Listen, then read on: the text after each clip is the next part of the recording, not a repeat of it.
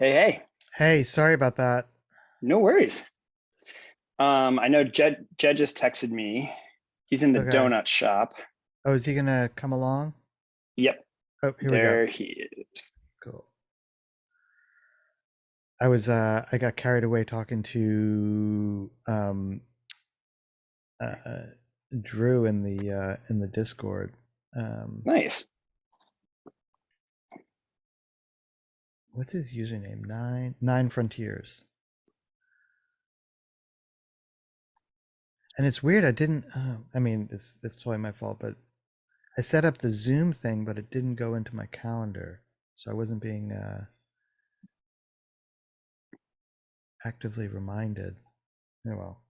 And then the other one is, what time did I set the other one as? 5:30. I don't know if we're gonna have anybody for that. Okay, well, let's see what happens. Yeah. Hey, Hey, how you doing? Oh, good to see actually, y'all.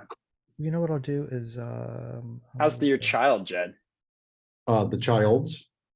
There's, Both now? there's two of them. Well, didn't one have the issue? Oh yeah.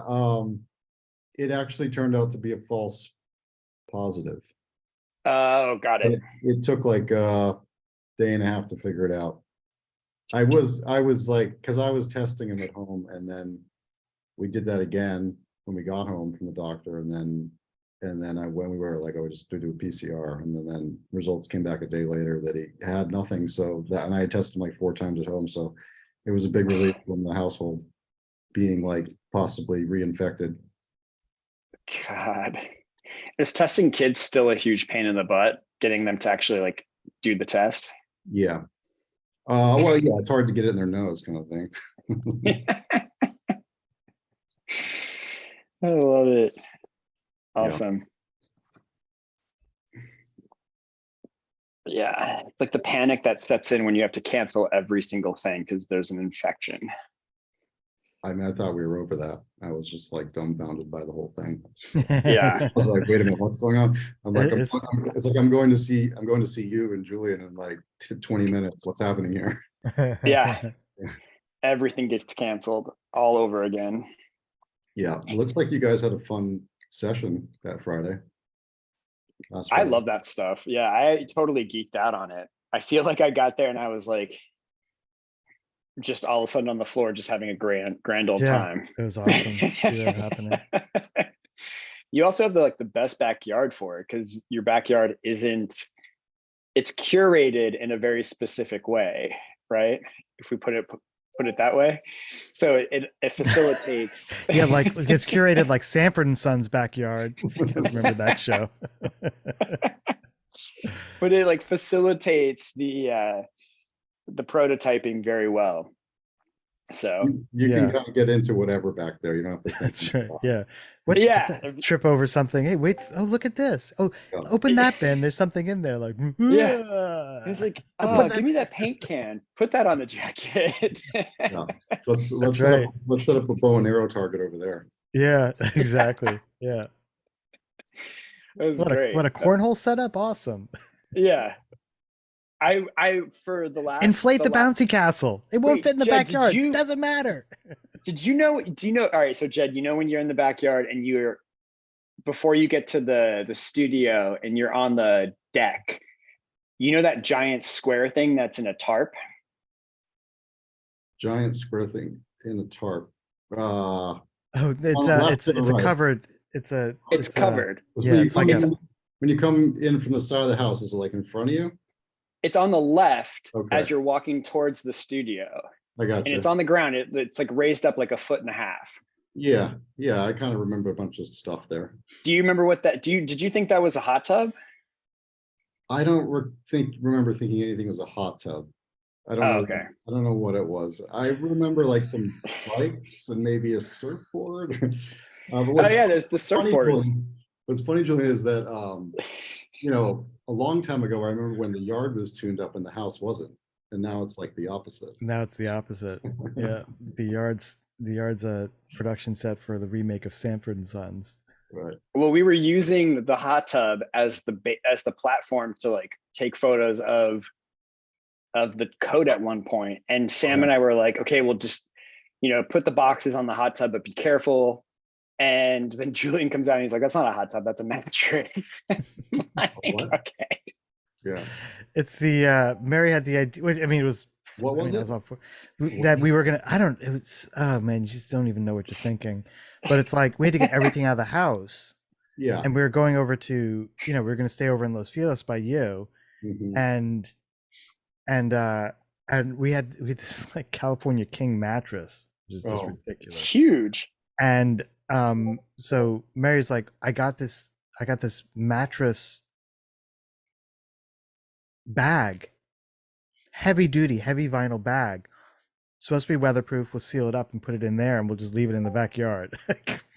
God, yeah. And so sitting back there for 15 months, baking, getting cold soaked, getting wet soaked, baking again. I mean, it was a hot summer, right?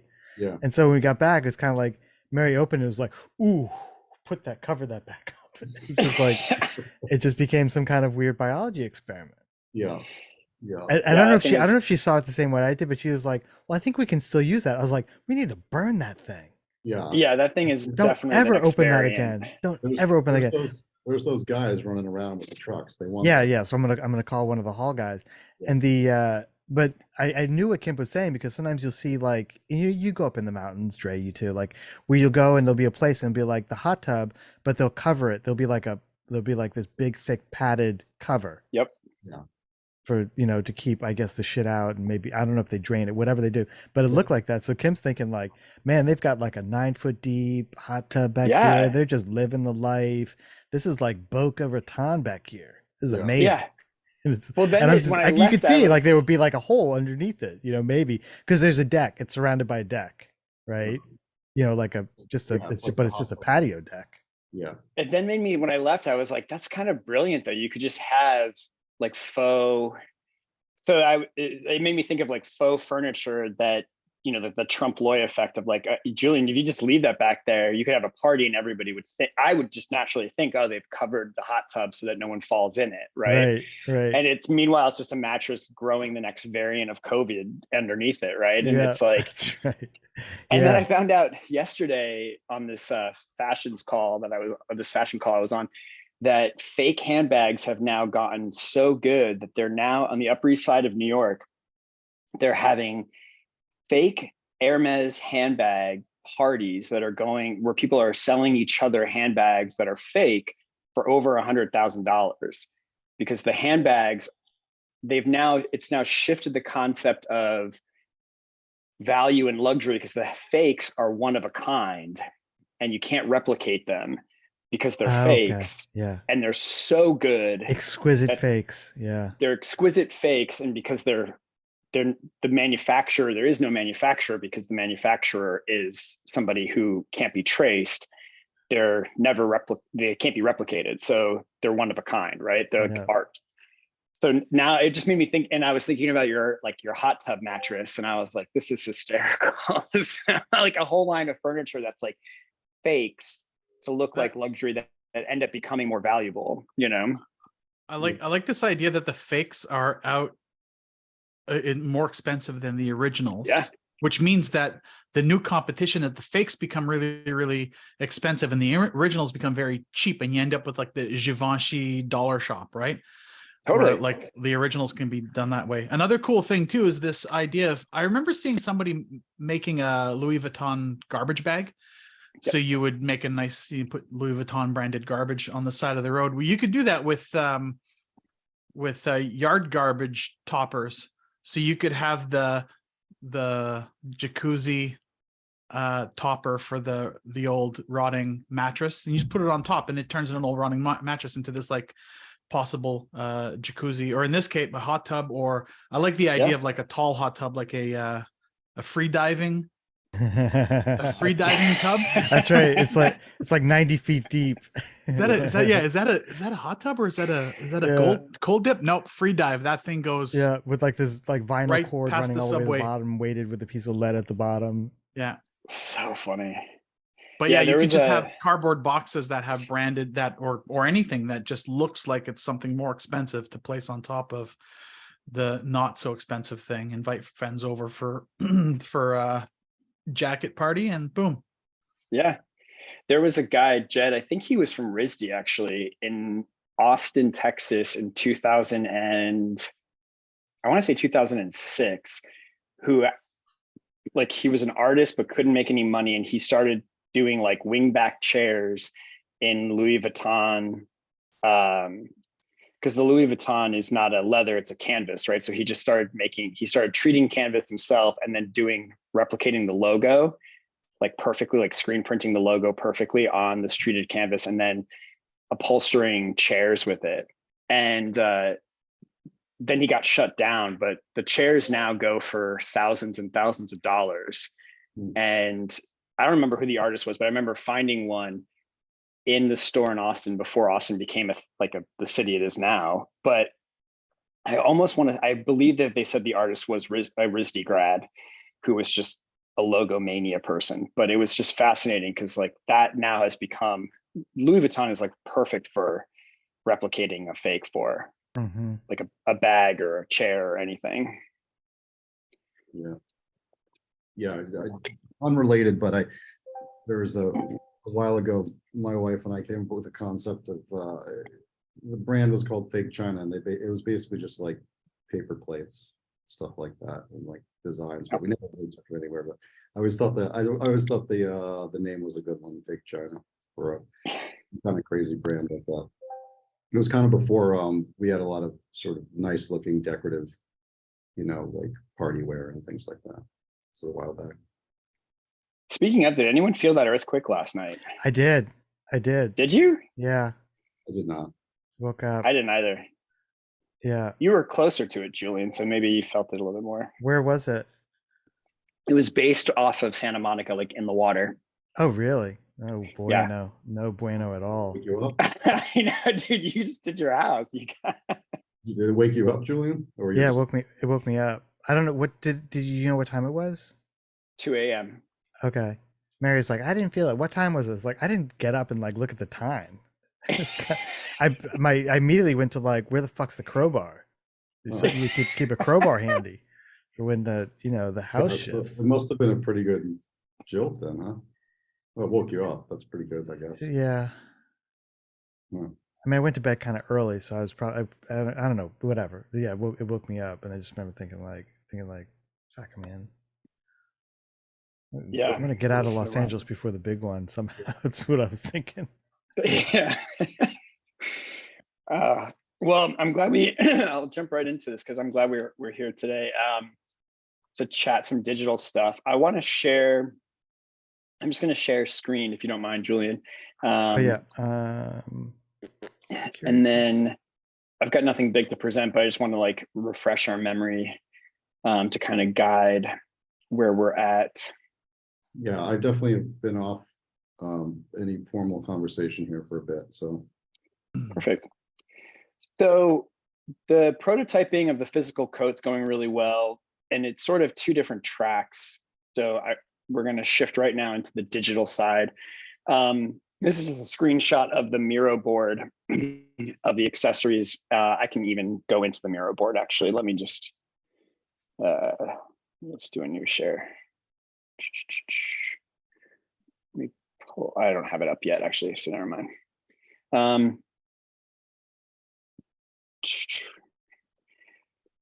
So the Miro board is coming along really nicely. I'm shocked that as many people have gotten as pumped about it as they have. A little bit more direction than for some than others, especially some folks in fashion that, they're not in futures. So that makes sense that they would need a little bit more guidance, but they've gotten really into it. And then some of these are just like, this is like a little snapshot. So this idea of, an inflatable, this one in the middle is from one of the editors of a fashion magazine here. This idea of like a disco ball sampling kit. Julian, your silly string over here that sort of acts as like an indicator. So they're all really accessible things for the most part. I think that how we turn these into a digital format, I had a call with Brandel to talk about memojis and this idea of taking up space digitally. And then that call, we talked about that on office hours, I believe, which Dre, I believe you were on, right? Yeah. Yeah. And that was a great chat. And so we sort of, we left that chat being like, okay, this is going to exist in somewhat, not an NFT, not just an illustration. It's going to have a life of its own. These accessories sort of act as a world building mechanism that, yes, one can add to the coat, but they sort of tell a story of the individual, of the NFL explorer, like this, this futures dumpster diving explorer.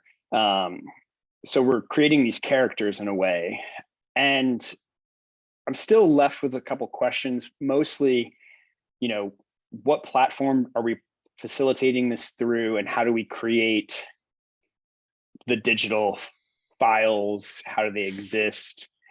What does it take to make a memoji kind of thing? So I guess we can just jump in from there. Yeah, this is the part where part of me feels like there's no solid answer. Everyone's kind of like screwing around with stuff. Right. Is that there's so my head's been stuck in the whole the trading card thing. Yep. Dre, I found a guy. He can do the kiss cut with the printing on the back, but I'm not sure if I'm going to do that for. I mean, it would be interesting to do it for the trading cards. Anyways, that was a whole thing to find the guy. So why is it digital? So I think that one of the challenges is I'm not sure where that actually becomes instantiated and becomes has some utility value. By that meaning, like, oh great, I get that digital thing as well that I can use here. I don't know what the here is. Yeah. And I'm only saying that, just because literally I don't know. I mean, there might be something that if I ask my nephew or something, he'd be like, dude, totally, it's in Wombat World. That's where we use it. I have no idea. Right. And then the other thing, just stream of consciousness, the other thing I'm thinking, like, does that become like another whole thing that makes it, that we have to figure out and understand? Is there a way in which we can have the digital, if we can allude to this idea that there is a paired entity somewhere out there that, I don't know, that somehow feels futuristic, came from the future without it being, I'm not sure what I'm saying. Like, where my mind all of a sudden went to, because of the conversation I was having with Drew earlier, was like, is it just like is it an entrance ticket to something else? Or is it, is there a conceit where it is we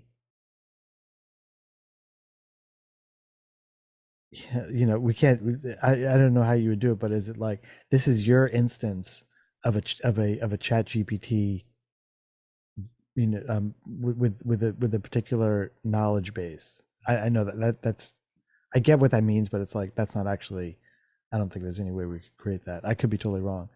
Although, as I mentioned that, Simone and Matteo did that with when they did their spoon project. They trained a model on a whole bunch of spoons and then told it to generate some spoons that they actually manufactured, physical spoons that are just, they'd be impossible to eat soup with, but I mean, it wasn't the point. I don't know, like, trying to find that's actually kind of interesting, to think of, like, that it is, it's your instance of some digital realm that doesn't necessarily have to be like a game world.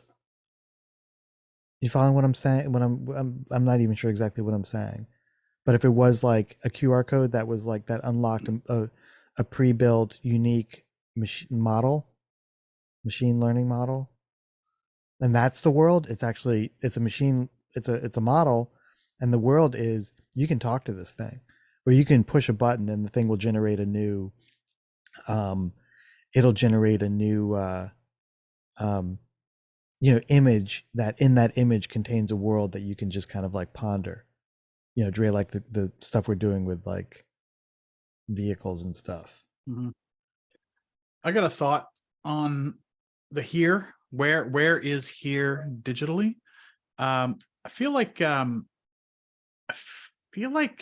making this digital manifestation of the chore coat as an augmented reality filter would be great. Like it's an AR filter for a couple of reasons. It's an accessible piece of kind of virtual digital. You just need a phone, you can turn it on, you take a picture of yourself, or take a video of yourself, and it's a virtual try-on. You put it on, you try it on.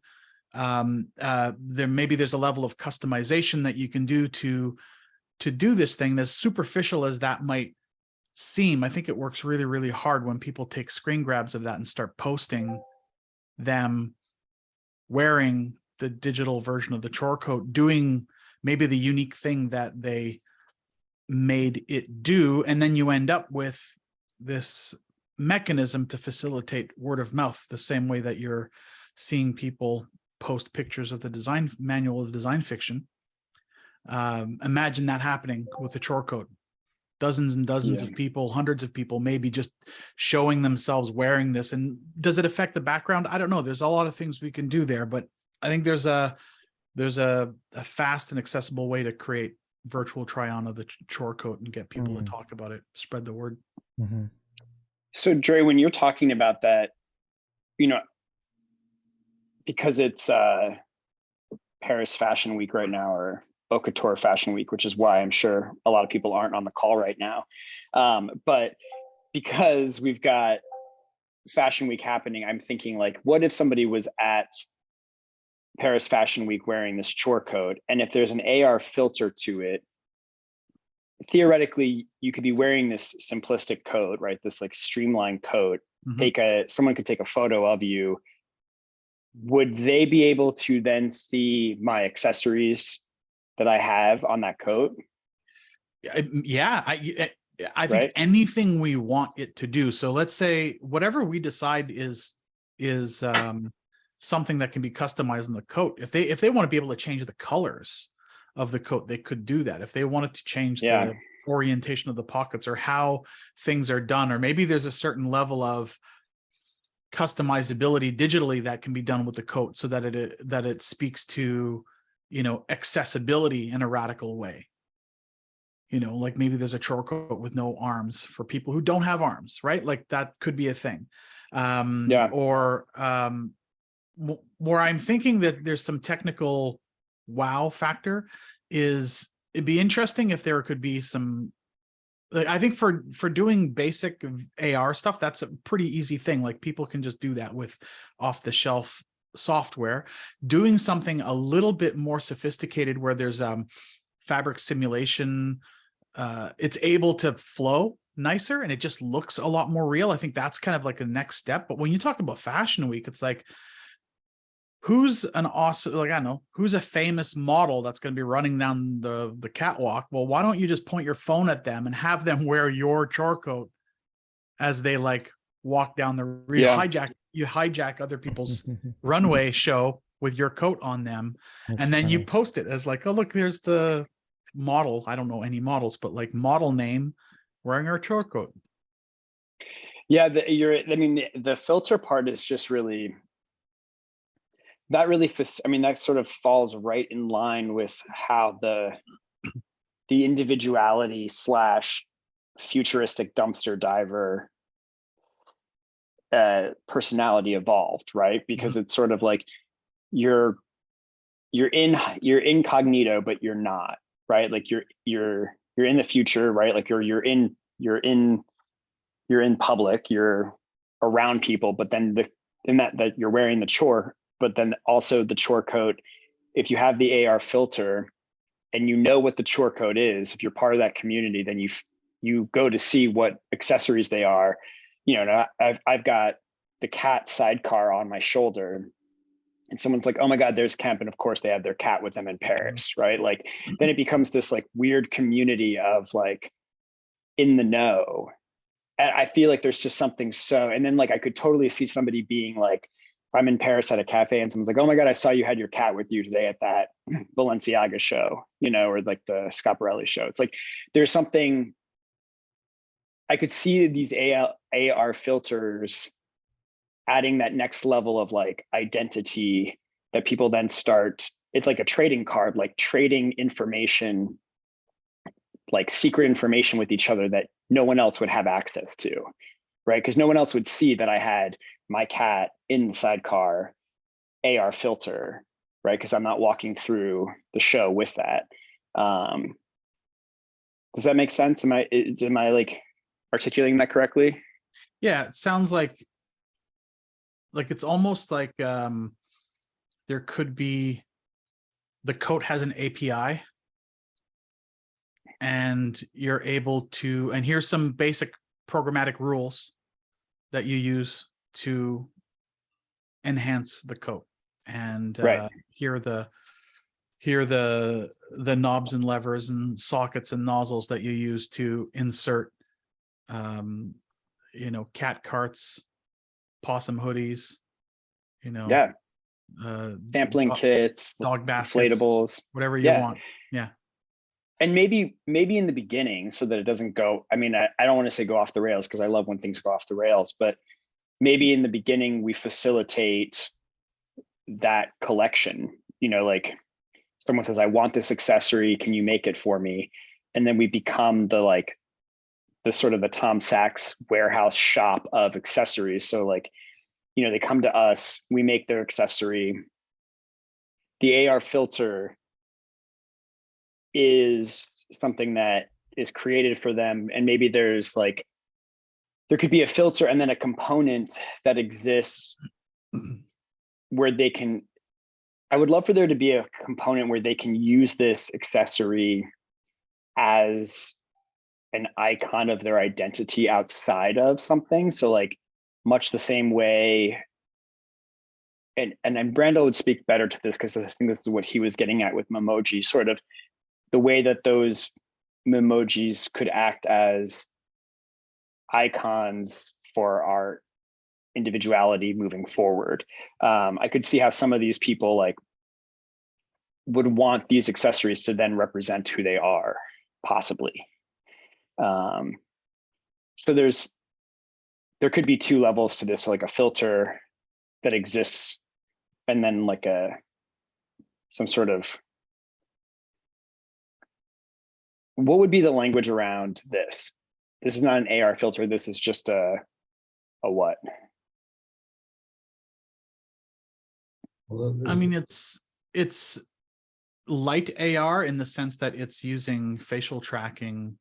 I mean, these animated Memojis use facial tracking when you're looking at them on your phone, so it mimics Right. what Yeah. you're doing. Yeah, I would just say it's an animated icon. I think there's the I think of like AR is the lowest common denominator of any type of like virtual metaverse thing right now in terms of accessibility of what people have available to them on their phones. I think that the fact that this is a digital 3D model, I think you could say that models are made with the same things from AR to games to motion picture. They're polygons or splines and NURBS. So that is composable to a certain degree where it could be used in other media down the line. So I think it's like an investment in making a model, an investment in making animations that look good. I think if it works in AR, it could run out that way. And then supplementary to that would be what are the add-ons that you would do? Like what's the fastest thing that we could build to make it exist somehow? And then we start figuring out how do you tack on, how do you make it customizable? How do you make it? Yeah.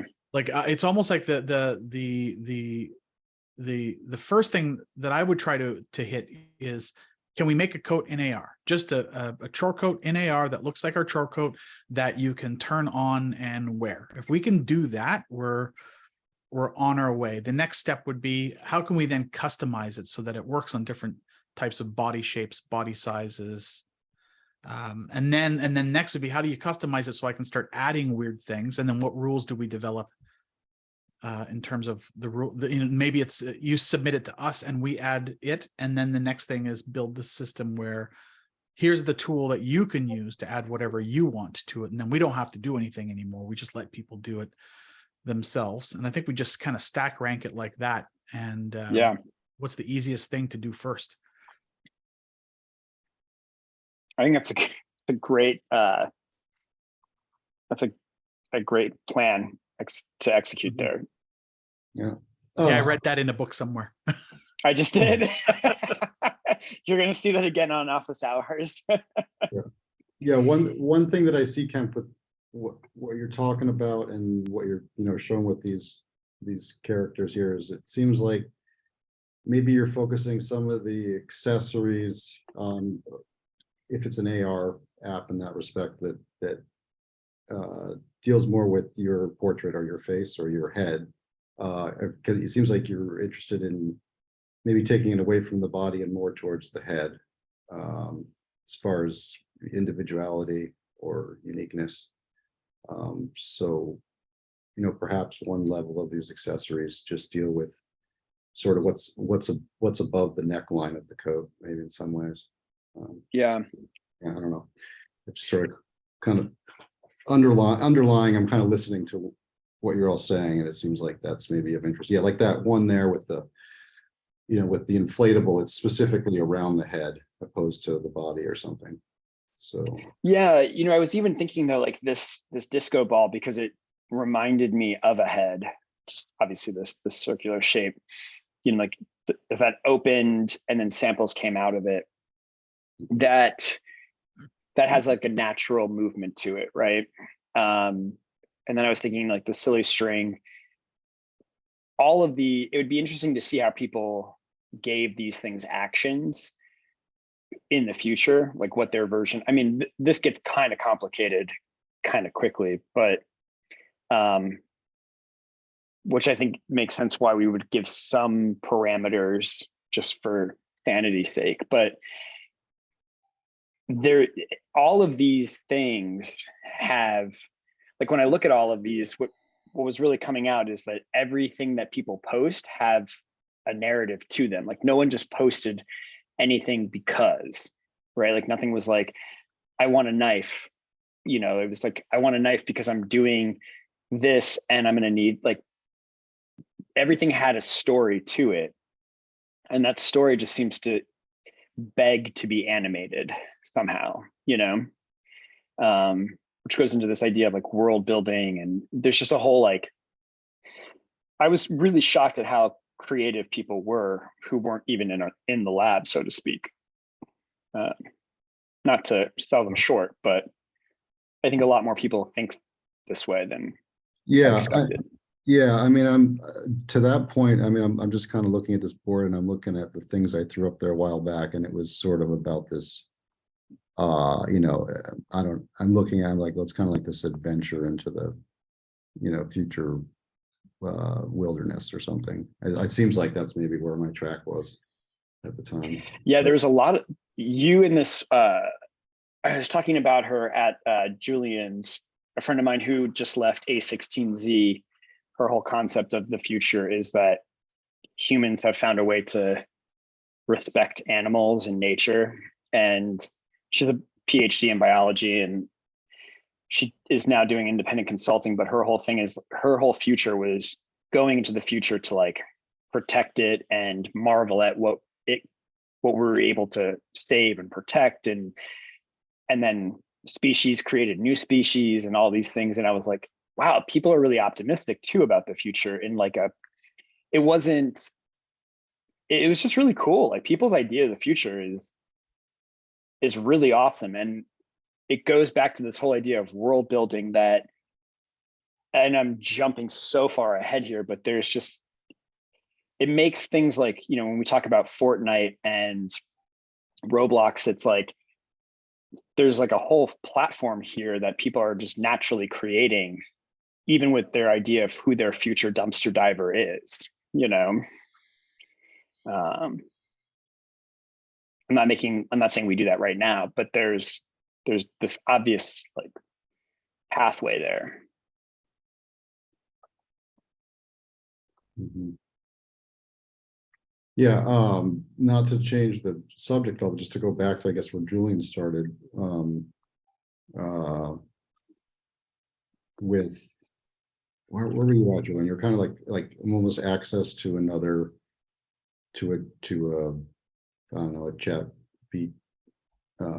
PT kind of dialogue with, it was like ticket access. What were you riffing on at the beginning there? So that was, you had some interesting points there, about kind of, you know, kind of accessing another world or another, I don't know, sentient being to like speak with or dialogue with or something of that sort. So, Yeah, I mean that was the sentiment. I don't have any clear vision of what that is, other than I guess, you know, the things that I'm seeing in my head are like I mean, I guess it's a little bit of like, I don't know if it makes sense for a Chore code thing, but like if we each had our own instance of ChatGPT that had the history of our engagement with it, and there was a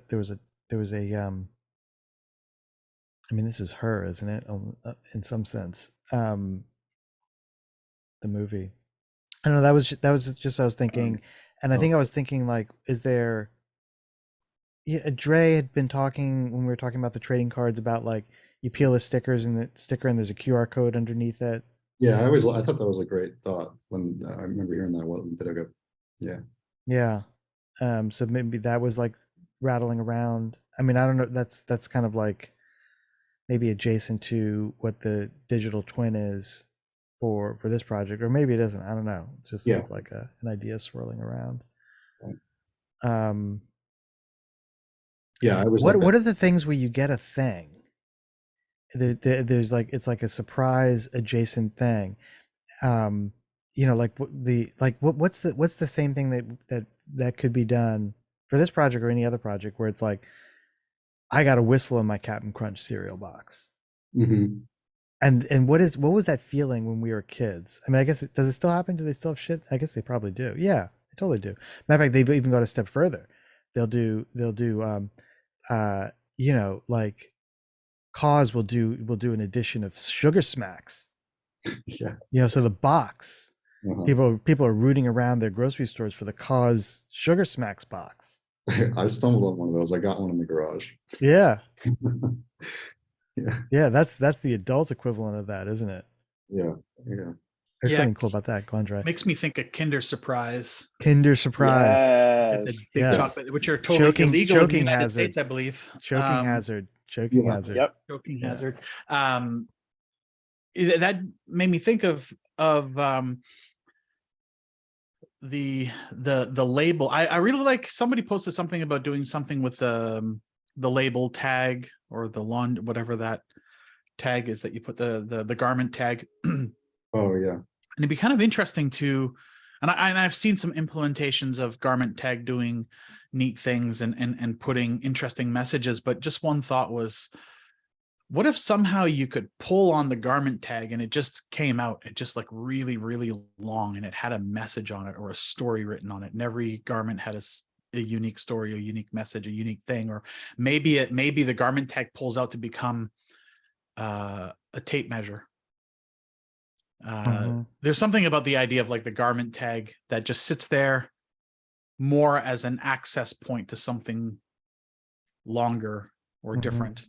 Or in some cases, you could use, like I've seen similar type of things where you pull it and it cinches the material up to bundle it in a certain way. Like, you know, is it used like that? Anyways, but when I think of the secret thing, what's the thing that you get? Another thought that came to mind is, are you familiar with Tilly hats? So Tilly No. is a brand of hat. It's like old people wear them.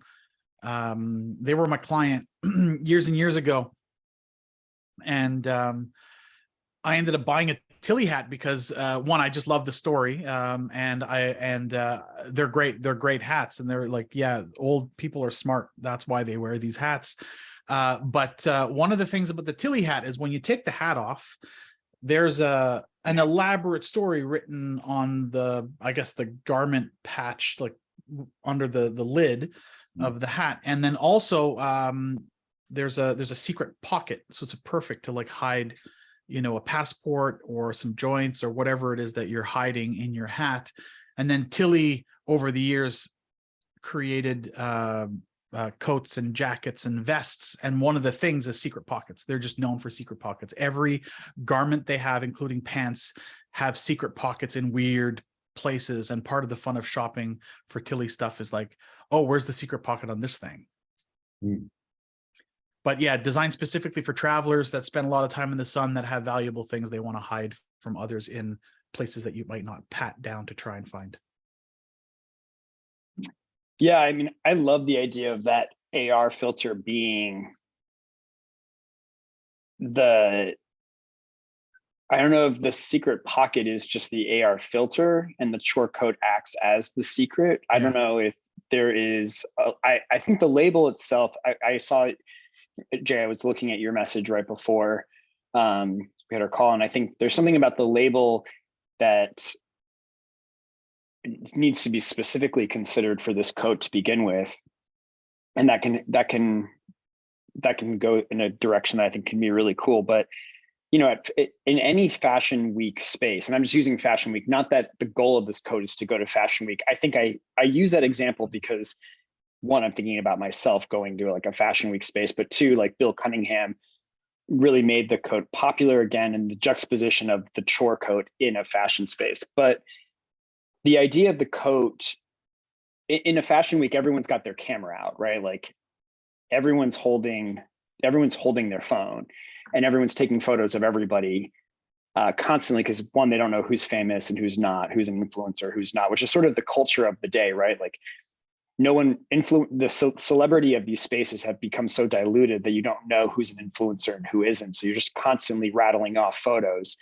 And I love the idea of like, if your camera is going through and all of a sudden an AR filter pops up, if that can even happen, if it can happen at will, like there's just something really cool about there being this surprise element. And if we do it before everyone else is doing it, because I feel like that's just going to become white noise eventually. But you could use that highly reflective material. Yeah, you can put a patch of it on the coat so that if anybody takes a picture of you in real life with a camera flash, it totally blinds the camera. So there's no flash pictures, no flash photography of the coat allowed. that the highly reflective material and this nylon material that we played with on Friday, those are two pieces of physical material that I think are coming to the forefront that we can incorporate into this canvasy cotton with the coat easily, that could then go on to do something digitally, right?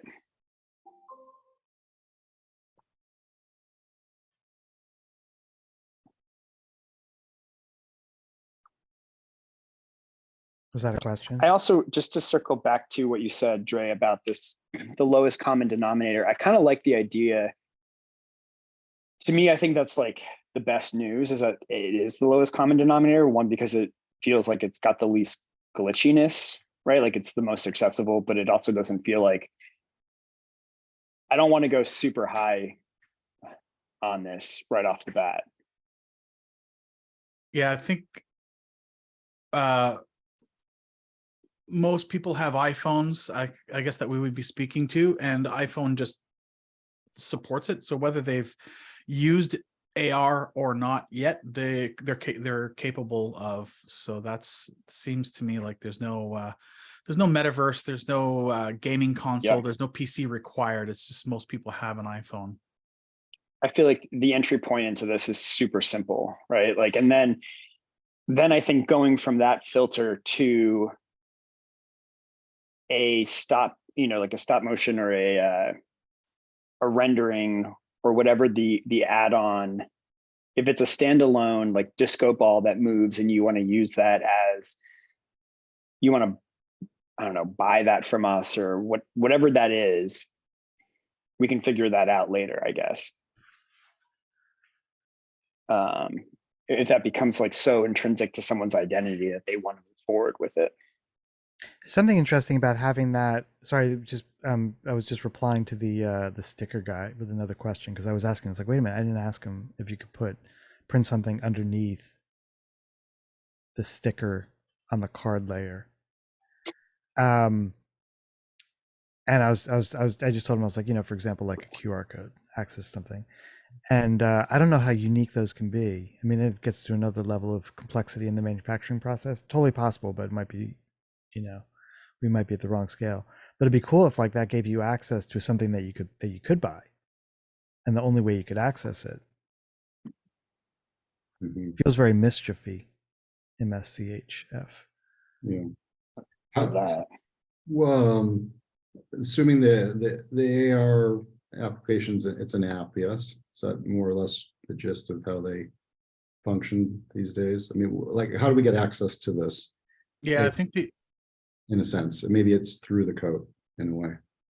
I don't know if you want it to be more widely distributed than the code, but maybe that's, you know, maybe access to this kind of this, you know, this virtual, call it a tool or you know, garment is presented, maybe, you know, through the physical, maybe depends, I guess, what the intent is to, is it for, is the AR component thought about in a way where it's more accessible than having the coats, or is it linked specifically to, I don't know, there's 300 coats and there's only 300 access to the AR function? I don't know, just an idea.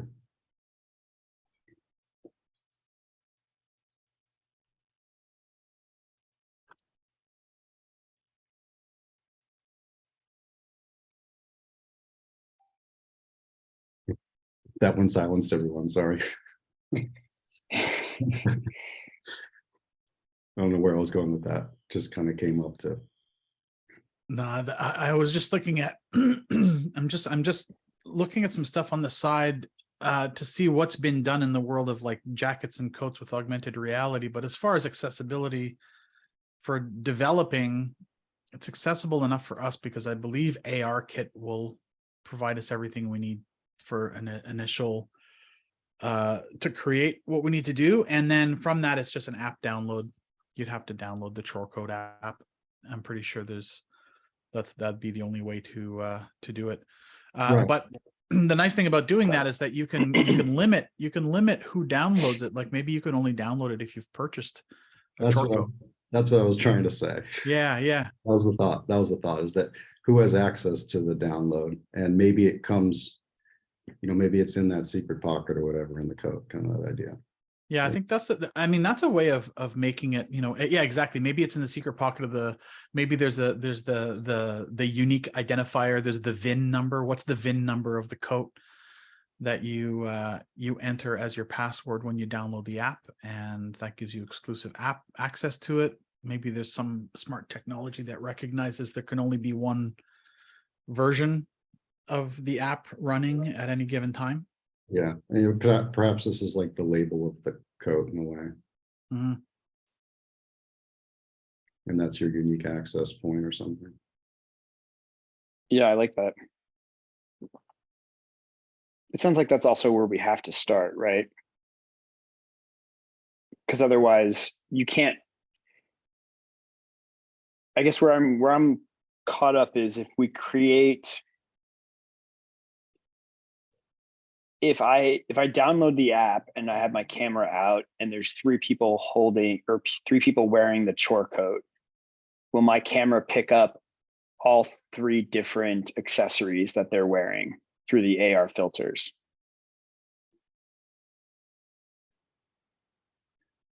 I think that all depends on what you choose the functionality of the app to be.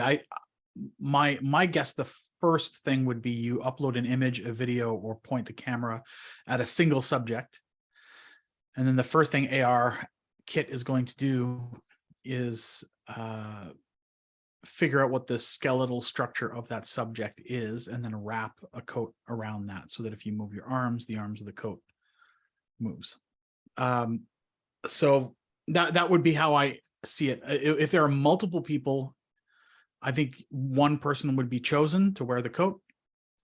It would be the coat that exists on the phone. If those two other people happen to own coats, I don't think right now that seems like next level. Like, how do you make the technology speak to one another so that we can all see different people? That seems a little bit more complicated. Like, Yeah. I think it's a great feature, because then three people could have their unique coats, and we could even use facial recognition to know that, oh, this coat actually belongs to this person because we know that it's this person's face. But I think that's where we're going. I don't think that's where we're at, right? Yeah, no, that's a little bit further down the line. I think the main thing right now is just what we're doing. Well, I think what we would try to do is effectively just hit the virtual try on. Like this, that's kind of one of the, I'm not the holy grails. One of the big things in fashion right now is just like a lot of people are experimenting with the virtual try on, and I think we could be one of those people. Wait, And what's the virtual try? Oh, virtual try on. I was try thinking, on, yeah, yeah, sorry, I try on. thought it was like some mythic world, Yeah. the world of try on. Like, Surely like you got so pumped about that. in Conan the Barbarian letters, try on. Yeah. I do right, like try on as a with an umlaut over an O somewhere or something like that. All right, this is ridiculous, but I just thought of this when you were saying that, Julian. How about it? It scans, Dre, normally it scans your body, right? And then places the code on it. What if it scans your body and it just replaces your environment around you with something crazy behind it? Is that possible? And I think that is possible. That's the virtual try-on world or whatever. Yeah, we kind of have that with like background, when people blur their backgrounds in Zoom meetings. Right. Yeah. Like, it knows what your body is and it just kind of does the blurring or puts the different background in there. This would just be the more 3D version of it. Yeah. I do like the idea of like when you put on the coat, you're going like you're going to the future. Like that's part of it. Maybe it takes you to weird places. Mhm.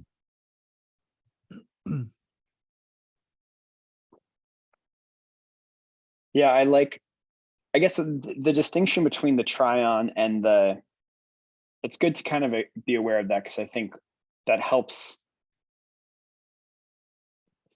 frame like what we can do with it, right? Like it could be more of a posing AR filter versus you're walking through a crowded room getting a snapshot, right? I imagine this being like an OOTD trend, where you just like instead of standing in the elevator mirror, you're taking a shot of you wearing your chore coat for that day, and maybe the background changes. And today I'm feeling kind of Blade Runner, so I'm gonna kick up some hazy red dusty background. Or today I'm feeling something else. You might want to conjure up a few cool backgrounds to go along with that, and that becomes your outfit of the day. Yeah. Your cat there behind you could be coming along for the day or something. Yeah. I mean, this is like how I envision it, with my coat and my cat right there in her little bubble, digitally, of course. But yeah, I guess for me, I'm thinking what I might do before office hours is just illustrate sort of where I want this to go fantasy wise, but where I think it needs to start off, because the start off point is really helpful to be like, the technology is limited. That's not a bad thing. It gets us exactly where we need to be, right? Like the AR filter virtual try on is really clunky, but expecting it to be anywhere that it's not just sort of shoots ourselves in the foot. So I think the idea of it sort of being like, this is my selfie moment is great. There's nothing wrong with that.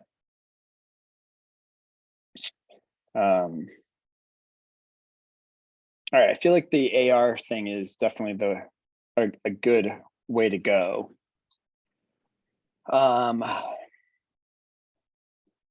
That's a good like pathway.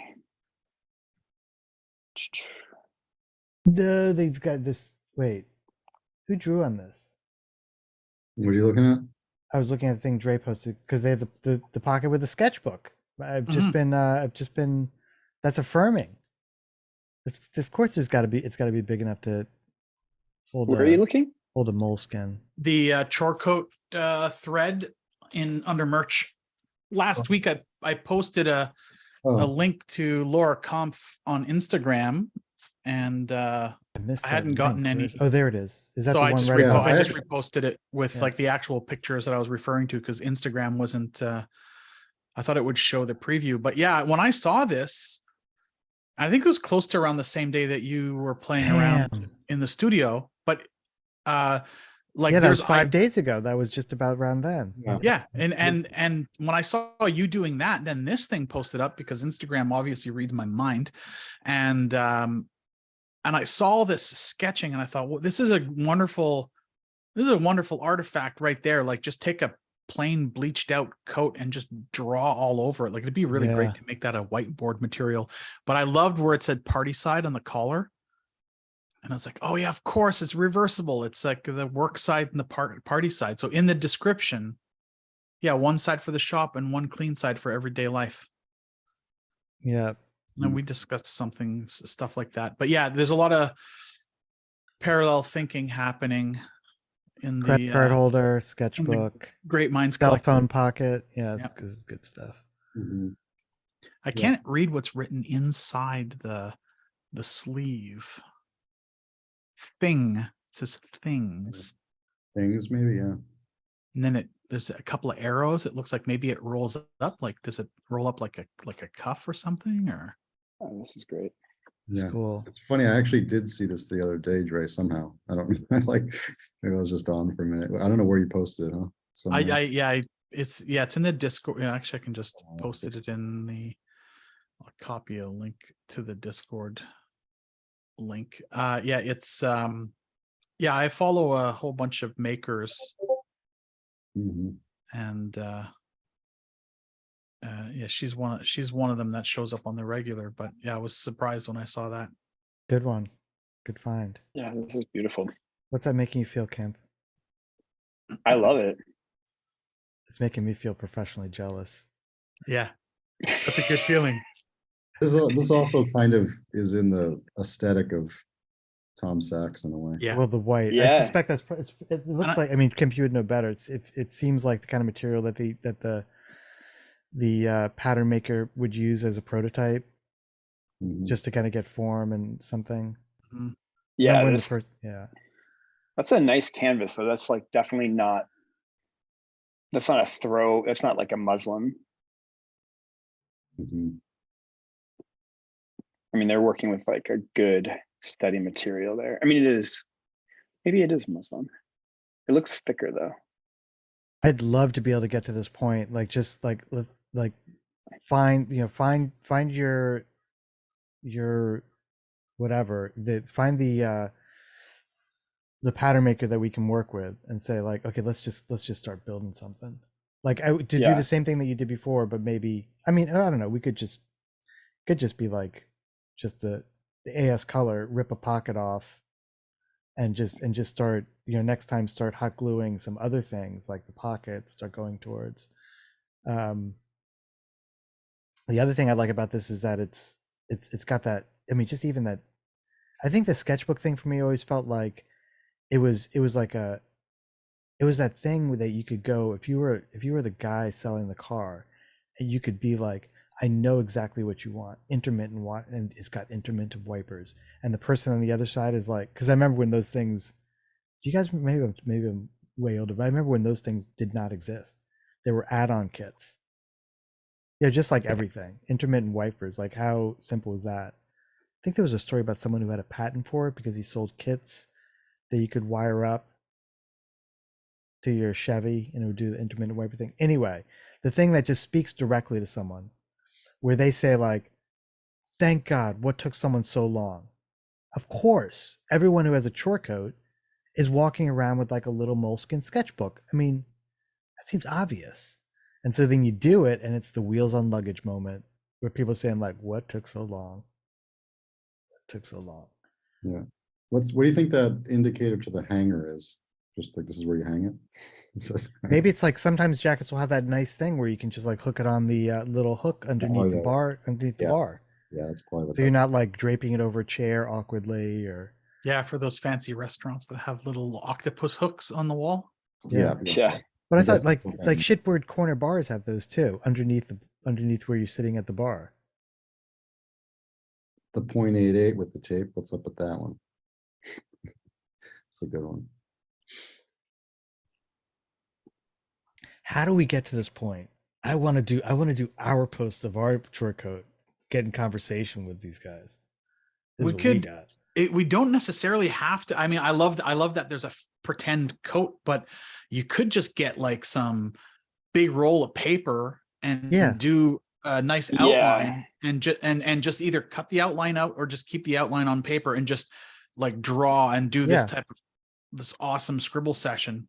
That's even that. I mean that's essentially what the pattern maker. If we went to that level, it would be all on paper, right? Wouldn't it, Mhm. Kemp? Isn't that right? That's what I was literally thinking the same thing. Before I would do this, I think I would do paper, right? Like I would print out. You know what work well? Sorry, my process brain just is interrupting here. If Yeah. do you have like an opuscope? Like one of those projectors that you put it on a picture and then it projects it onto a wall? I don't have one of those, but Anyway, it's called the opuscope. You can buy them at like Michael's for, I don't know, $40, maybe $30. You just get a nice vector drawing of a coat and you project it on the wall and you just put a nice big piece of Yeah. sheet on the wall and you do like super thick marker, try to get that vector clean look. And now you have a wall and it's life size. You can make it to the actual size so that you can stand literally in front of it and project it, or just use a regular projector if you happen to have one for your television or computer. And then once it's drawn on the wall, then it just becomes like, go nuts, just draw the shit out of this thing. And you could create multiple versions, tear down the old paper, put the new paper up, stand in front of it, sketch out different ideas. I think that would be a fast way of doing something that I think visually looks really awesome. Yeah, I would definitely, I agree. I think I would put it on paper. Giving this to a pattern maker. I mean, this is a great prototype, but this costs a lot of money because somebody had to sew this. I don't care. Yeah. I mean, I do, but I don't. I think that the way you move these things forward is like you not only we can do it on our own, but also you need to start involving the manufacturing process, because that is also part of the learning. Because they're going to feedback stuff to you, and I think we got to get the paper. I think we should take the physical. I think we should take the physical prototype we did last week, start iterating off of what was successful on that on paper as patterns, and then rope in a pattern maker or whoever we want to work with to make like a Muslim prototype. mm-hmm. It doesn't have to be the same person we use to produce it. And I'm thinking maybe it shouldn't be, because it might be a lot cheaper to use somebody who isn't like a developer. And I'm thinking I might have a contact to do that. I just wrote that down. You just need a pattern, right? And you can just give it to like somebody who knows how to sew it up. Yeah. Because I've done something similar here where I just went on like our version of Craigslist here in Canada and just look for somebody who would like do a bunch of sewing for me for like $40. Yeah, doesn't have to be good. It could just be quick and put together, right? Yeah, there's somebody here that I know who would do this pretty easily. Let's get that going. Yeah. But I think we would want to go to them going to them without knowing exactly what we want it to be. They won't fill in the hole. So we want to. What if it was just the most generic, not generic, just like generic, like generic pattern. Like we don't need pockets. We just need a chore coat. Yeah, we just need a boxy chore coat. Boxy chore coat. That's it. And don't get them involved in any kind of like, and then there's gonna be a digital no design then their head will explode.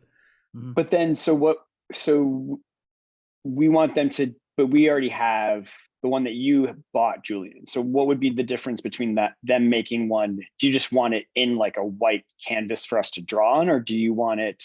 Yeah. Um, Butcher paper. I because don't care. Okay. Even taped up, and it doesn't have to be like the one that I have. That's just one that I that I just got on my wholesale account from AS Color. I'm not saying that's the one that we're gonna go with. It's just like, it's still, I think for talking to a pattern maker, it's like, we're thinking of doing short coat, and I suspect any pattern maker worth their salt will just be like, okay, got it. Like, what else? That's it. We need like we're done drawing outlines of chore coats. Now we want a physical one, and maybe even we want like 4 of them, because we're just gonna mark it up.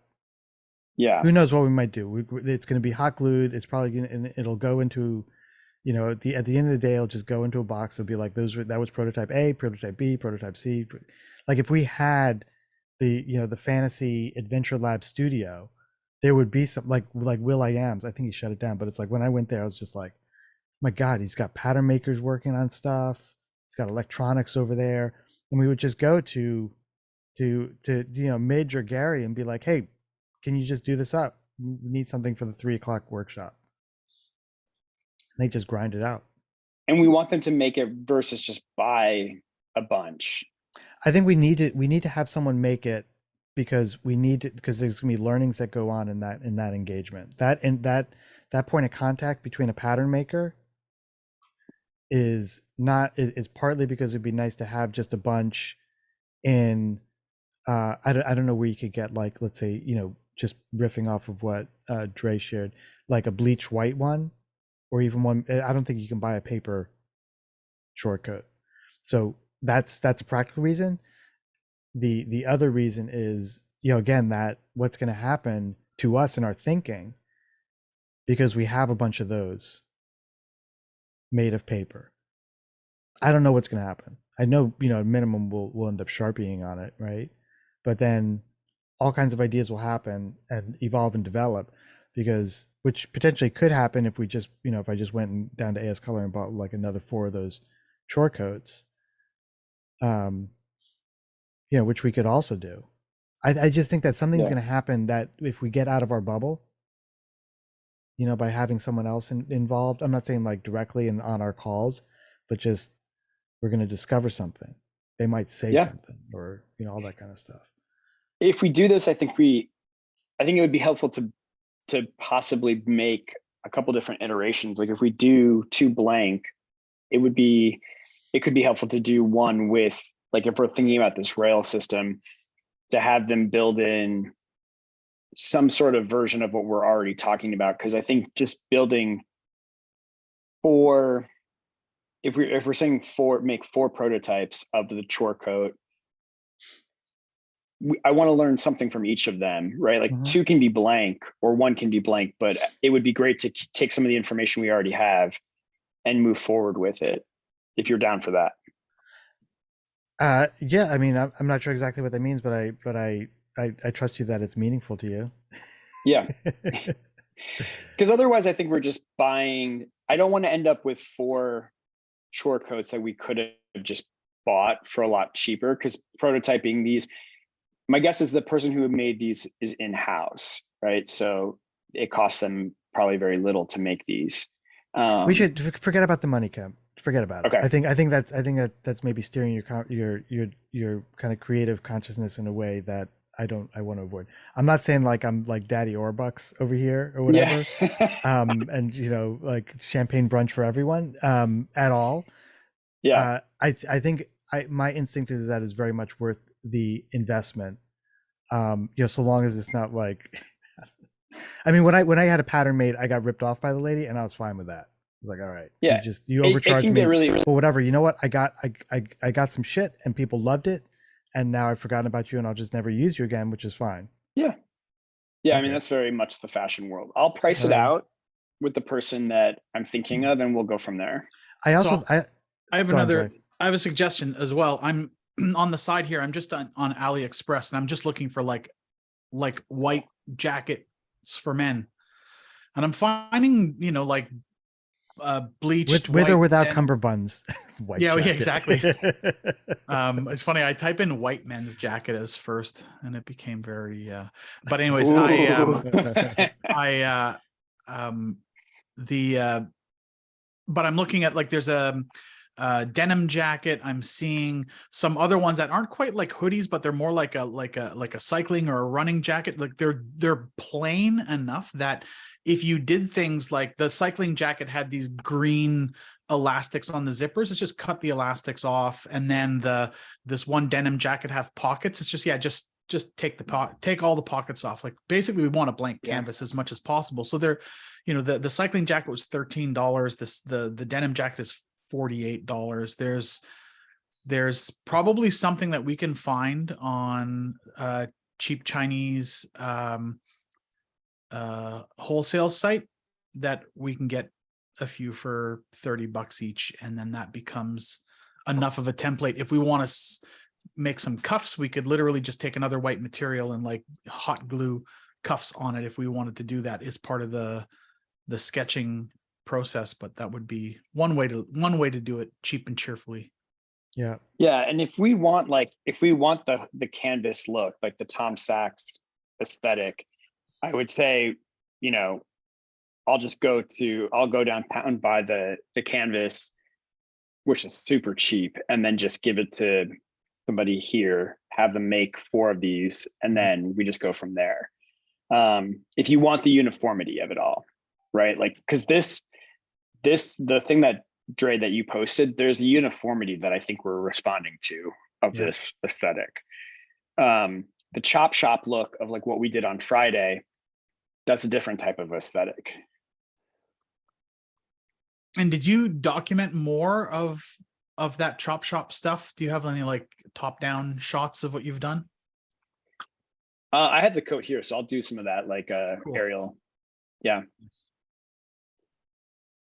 Yeah. So why don't all right, so some action items.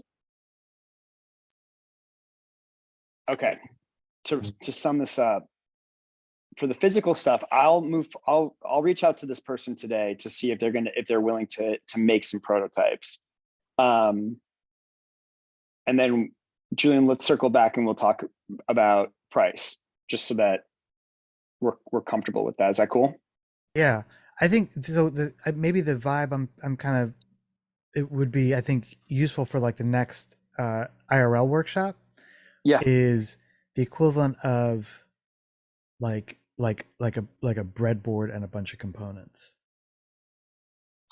Say that. What does that mean? Like a breadboard is like a Dre, you're getting ready to flap your jaws. How would you describe it? Prototyping board for electronics, is that? Yeah, like the thing where it's like you have a bunch of parts, and the breadboard, Kemp, is like, it's like a I mean, you Google it and you'll find it. It's got a bunch of holes in it, and it allows you to kind of just prototype components before you go to the next phase of actually, getting a printed circuit board made. You're like testing how things can connect, and you're allowed to wire things up. So it's like, if we had like a blank, let's call it the blank of the Chore code, and maybe not everything is figured out in terms of like, where how the cuff folds, or the actual structure of it and those kinds of things. But it's like, okay, that if I squint my eyes, that looks like it could become a Chore code. And then we started playing around with like like just exactly what I think that I feel like they're doing in that Instagram post is like, here's where a pocket could go. It becomes like a physical Miro board. Yeah. You can put things on it. You try things out. Like I would totally put like a moleskin down and maybe cut out a bit of fabric and just put it over it, saying like, that's the pocket. You can literally stick on a prototyping board. You could, yeah. I mean, if you had like a big pegboard, kind of thing. Yeah, it's like the pocket protector. Yeah. And so if we have a bunch of these, then we're doing a bunch of prototyping at once, and we'll see like that one is going in a particular direction. This one's going like, oh, this one is actually, I think let's combine some of these ideas, like get rid of that doesn't make sense, get rid of that, and I put these things together on a third one. and maybe we even treat them like breadboards, so we don't actually, because they're flat, we don't fixture anything to them. We just try placing things and then take them off, putting something new down. A bunch of shears and maybe I run downtown and just get a bunch of scrap materials, Sure. so that just to play with, like nothing's defined. It's not like, oh, we're definitely going to go with this muslin, or we're going to go with this taffeta, or like whatever. God, I love taffeta. Yeah. Well, that's So a, basically, that reminds we me want- just quickly. I have that 3D printer, so if there's things you want to make, There you go. Fella's got a 3D I- printer. I He's can warmed up. print them and bring them over next time, whether it's a funny button or whatever you want. Yeah. Or you could think of some weird things, like a sheep's head, Yeah, I got whatever you got working on. sheep's head. Drea, I nudged Jed to get into Mid Journey. Some of the shit that's coming out is like, Did you Nice. show? Did Off you the show, hook. you should show Dre that one? no, I didn't show it. It's your stuff, man. You guys share it with them. Oh my I'll god. show it to Dre later. It's the kind of thing where it's like, okay, that's another thing. Yeah. Talk about collecting collector cards. Well, is this the world that you were creating, Jed? No, it's different. I don't know. It might be, you might be nudging this into this other direction. Okay, wait. I'll just talk about it for 1 second. Like, I basically just took some of Julian screenshotted sort of how he started with this image that came up, and I basically was like, okay. One of the cards. First of all, it was just like, how can I recreate it? And I just wanted to recreate it to see how the system worked, and so I more or less made one and changed one word. And then I just started adding a few other words and changing a few words. So I just riffed on Very Jed words. right, a couple simple words, and some sheep started coming out, I guess. Sheep But started coming out. but they're very much in the vein of what goes along with the cars. I mean, Yeah, share that one with Dre with the sheep droid. all right, where should I stick it? Let me see what I got. Throw it in. I don't know. Visually There's a alluring. Mid Journey channel in there. I don't know if we have one just dedicated. We should probably. Oh, we've got algorithmic output. Algorithmic output. Where's that one? No, let's see if I can. Hang on, I found it. Let me just. Send me a link there or something. Or? Yeah, I'm gonna copy link to the channel in this Zoom chat here. Boom. Oh, in the Zoom chat. Okay. Now you got me. Where is that? I'll put it there. Well, why did it just do that? Just like rebooted it in the browser.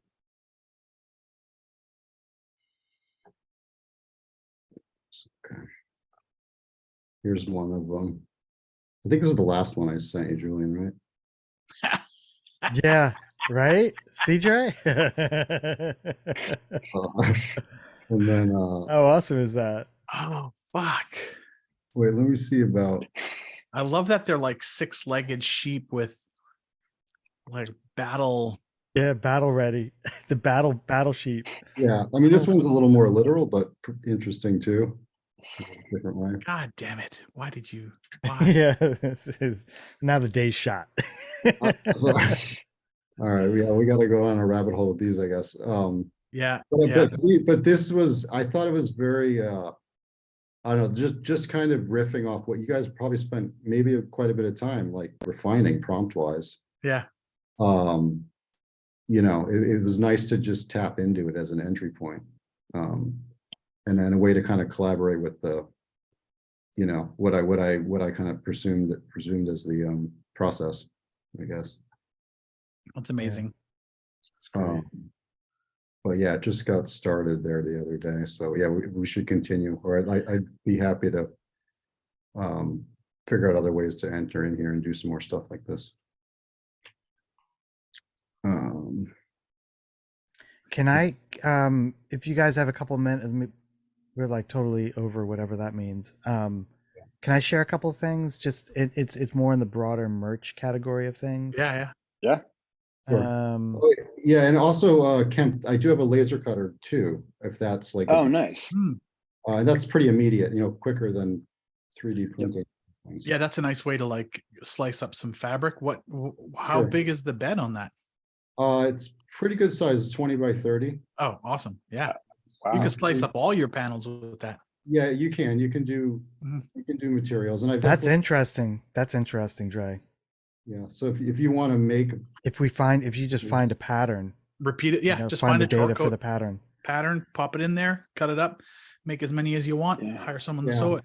yeah, you could bring over a roll of the material and we could chop a bunch and Yeah. then someone could sew it. I've got a bunch of this. I've not that it would be the ideal thing, but I do have a bolt of fabric when I made the musette bags left over, quite a bit. You want to go super cheap and cheerful. You don't even have to sew it. You can just glue it together. Just glue it. Yeah. Yeah. Hot glue. Yeah, hot glue and some pre-cut fabric. That's nice and fast. Can we Yeah. do that? Can we find? Do it. There's got to be a pattern. Even if we had to pay for a pattern Mm. for a I mean, chore we coat. can I'm sure there's a Yeah. download chore pattern. And then what do you need, Yeah. Dre? You need like a DXF file, or what are we talking about here? Just a G code file. So whatever you use to cut in Oh. the laser Yeah, cutters. it's just, yeah, like, An Illustrator file is usually what I use. I usually do, Yeah. I usually just ask for PDFs because it's usually the easiest with the translation. Yeah. Mhm. A PDF that's vector lines. Yeah. And then you just have different colored lines to to delineate cutting versus etching. Yeah. Yeah, Illustrator's fine, or it runs on CorelDRAW. But that'll yeah, that'll it's like an chestnut. old version of CorelDRAW that it just works. It's an old beast, but it's fine. Generally, if someone wants to do something, I just say, give me a PDF in vector, and I can usually translate it with easy. Yeah. It's old school. Yeah. Yeah, But- they're going to be. It's a good machine. I don't use it as much as I should. So, What brand is it? it's an old, oh God. It's a typical one. I'm just spacing out with what it is right now. Like if you named off it just a regular one, that would be it probably. One of the original. Can't think of there's the brands. one. I'm trying to remember. Yeah, I don't know why it's escaping me right now. It's all good. I bought it used from someone that basically just etched license plates.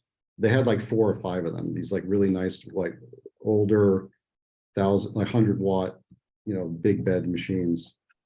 And it's when they were still pretty expensive, and it was sort of, they were done with the use case of it, and I picked it up, and I've had it a long time, but it's like a real workhorse. It's like an old one that's Great. all those stuff. I found a link to, there's tons of sewing patterns on Etsy for chore coats. Yeah, I'm looking at one for like $20. Yeah, it's find the one that that looks the closest to what we're looking for. The nice thing about this too is that we can cut all the pockets and the flaps separately and literally just place them on, like they just become placeholder pockets as we Yeah. Yeah, sure. design. Yeah, we can cut a bunch of them quickly. Yeah. Yeah, these could be part of the components we're talking about, Julian, just to kind of start messing about with. Damn, now I want to go and get access. I'm gonna go to the makerspace and cut some fabric with laser cutter. I'll do the the virtual twin syndicated version here in Toronto while you guys are all diving in Julian's free diving tube. Yeah, suppose the virtual twin was just another jacket owned by someone else. That looks just like you. That's right. Yeah, I think this is I mean, if we want to go this direction, we can do this very quickly. Yeah, we do want to go this direction. We do want to Yeah. do it very quickly. Yeah, let's just, If you got a pattern, I can, well, I need the material too, I guess, but as soon as I got both those in hand, it's not hard for me to go cut it. yeah. So what's a good next step in this after yapping about it? Should I think we can, Yeah, go I ahead. think we can buy the pattern today, or I'll look at the pattern and see which one looks Yeah. literally like the most. I would say we just buy one that actually has the most components so that we can pick and choose which ones we want to apply and don't apply. And then buy just a big roll of pretty light colored, semi-thick muslin from downtown, and then I can drop it off at your place, Jed, and then what else would you need, Jed, from us? Yeah, I mean, if you're interested in seeing that process, and I have the digital file ready. Yeah, Off the fabric, we could try and cut a couple things together. Either way, if you want to see that. I would say I would like to see that, and then we could cut it, and then I would say we just take a day and then bring it over to Julian's and start gluing them. Yeah, I mean, we might get through just cutting a bunch of it. You could take it with you, and the next time we go to Julian's. Yeah. I think. If we're gonna cut it at your place, I would say we make at least, if we're not gonna pay someone to cut them and sew them, I think we could make at least 6. Sure. Yeah, I mean, it's just time. We'll just see how long it's taking. It cuts pretty quick, I think, for that what we're talking about shouldn't take too long. Yeah, because hot gluing is not expensive. No. No, and I've also got a glue gun. We could be Yeah. multitasking. I was gonna bring over some extra strength hot glue. You guys use that one? I've got this thing that I when Nokia shut down and we were stripping the machine model shop. Yeah. I grabbed it. I was like, this thing is great. It was like what are imagine the image from Super Friday or whatever it is. Yeah, my The announcement comes through an email, and all of a sudden everyone clears out of the studio and heads over to the model shop. Just Yeah. like getting, trying to rent a forklift to get CNC machines out. So I grabbed that thing. It turns out they're super expensive. It's like a couple few $100 hot glue gun, which is, to me, seems like, like a military wrench. Like something's wrong with that. there's Anyway. a lot of and then at my studio, like Kat, Kat, she's like kind of master hot gluer at times, or has been in the past. And she's like, you got to use these sticks, like these super high strength like glue sticks. Yeah. I got a few sitting around that I wonder if those are the sticks make I a have. difference. Because Yeah, they're like thick and they're like long, and yeah, and it's nothing hard to get. It's just if you don't know, you don't think about it, right. Yeah. Don't get the craft stuff. Get the construction grade. Right, something like that. Yeah, none of that dollar store hot glue sticks, which I've made the mistake of purchasing in the past. Yeah. Should I just get this short code pattern, the one that Dre and I both sent through, or do we want to look more? I feel like Which one are you guys looking at? we put the There- link in the chat. Yeah, in the chat. Zoom chat, there's the one that I first posted. Look, and here's your guy. The same as Julian is. I like that one because it feels about right in terms of like its simplicity. And then I just posted another one that has a little bit more. Look at this Yeah, guy. yeah. That's our guy. Okay. With his, That's why I chose this one, with because his it's like, it looks rolly like camera and his bike, and look, Bill- it's like New York City in like Yeah. 1974. Look at this hat. Yeah. Smiling, he's happy. So let me go back and look at it. Or just send through links. I mean, these things are cheap as chips, aren't they? Yeah. It's the price of a cup of coffee. Actually, it's cheaper than a cup of coffee.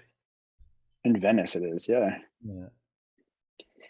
I guess these are just ready to go. These are the vector files. yeah. This is amazing. I didn't know that Etsy had like a pattern warehouse. Yeah. The other one that I linked to isn't bad. Ignore the specific executions of the coat, but like just in terms of the look of the coat. Last one, or The last one that I Yeah. posted as well. There's more to it in terms of like it's built in panels, which I don't know exactly, but I mean those are just lines that could be deleted if we don't want to, glue multiple panels That's together. the one I was looking at. No, the first one that you posted, I liked the best. Yeah. Yeah, this Yeah. one seems like these Yeah, these let's guys go went with off that the one. hook. Yeah, cool. The last one I think is The gold piping. Ugh. yeah, that one I got a little worried about. Let's go with the first one. Yeah. Yeah. And that No, first that's guy perfect. just- yeah. Okay. the one that's just showing the pattern more or less. That's the one you're Yep, talking and about? Bill Cunningham. Or different? And the Bill Oh, yeah. Cunningham-esque Yeah. fella. Yeah. Yeah, They for know the vibe. 477. Oh, that's great.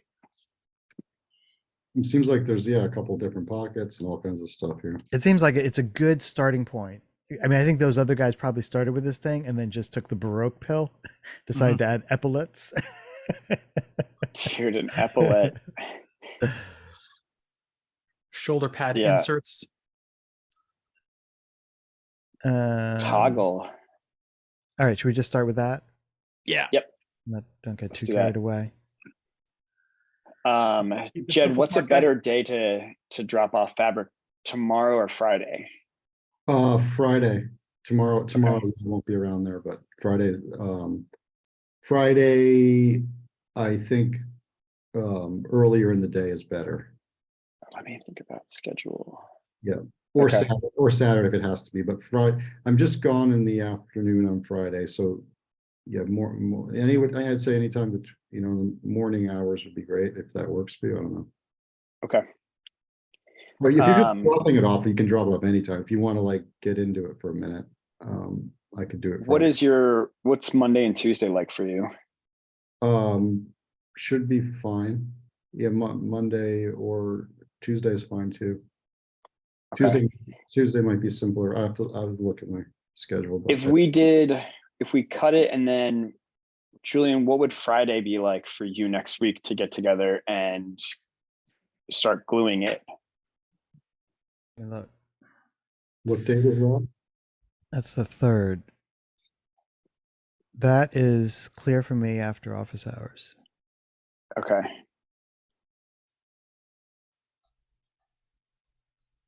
Jed, would that work for you? I think it should be fine. Yeah, Friday. Yeah. Yeah. Okay, so let's Yeah, I just have to get back to this side of town. By like ideally about 4. So that So if we do the, the like 11:30 or noon thing, yeah, that would be yeah. okay. So let's shoot for that to be the day where we start constructing coat, and then Jed will just pick a time before that then to cut it. Sure. Yeah. And if it works out that, yeah, I can either do it with you or without, whatever works.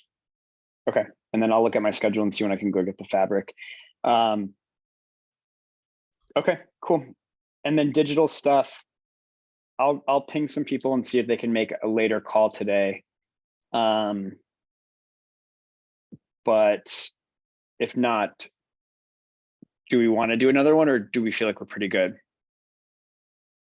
I can't make 5:30, but Okay. it's up I'll to you. ping. It's up to you.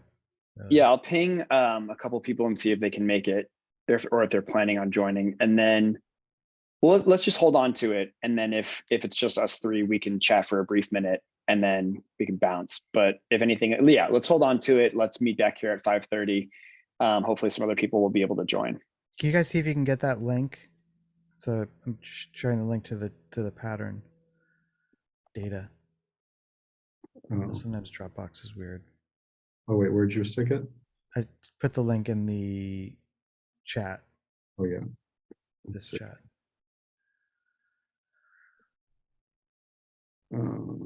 This file cannot be previewed. Okay, download. Let's see.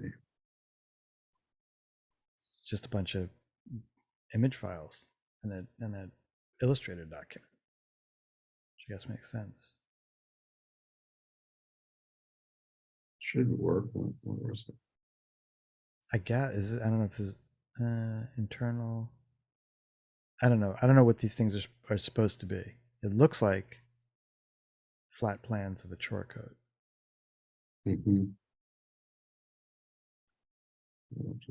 I'm sure I can get this to work. I don't know what's going on. What's going on here? I mean, is this right? It just looks like, what did I just buy? It's not downloading for me yet. Yeah, it's weird that it's not downloading. I don't know why. Save a copy.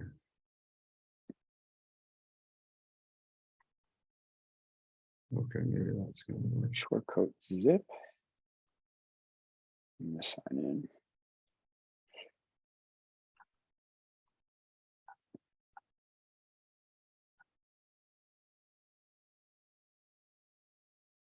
Are you getting it? I'm not seeing it for some reason. Really? That's weird. I mean, it says it, but I'm just.